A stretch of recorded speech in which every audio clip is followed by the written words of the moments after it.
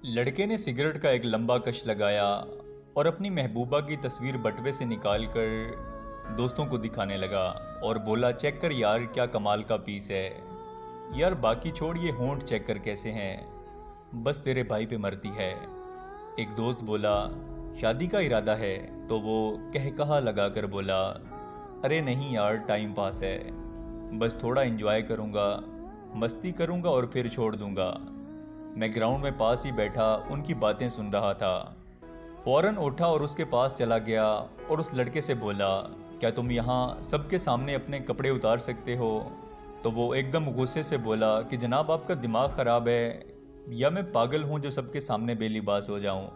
तो मैं बोला कि तुम एक लड़की को सबके सामने बेलिबास कर रहे हो, उसका कसूर सिर्फ ये है कि वो तुमसे मोहब्बत करती है।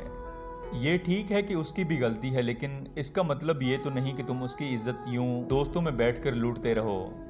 मैं ये कहकर वहाँ से पलट आया और घर आते हुए ये सोचता रहा कि हम मर्द कितने अजीब होते हैं। औरत की इज्जत अपनी नज़र से ही लूट लेते हैं और फिर भी औरत को ही कसूरवार ठहराते हैं। जिस मर्द के लिए मोहब्बत सिर्फ लिबास उतारने का नाम हो, तो उसकी नज़र में महबूब और तवाइफ में कोई फ़र्क नहीं होता।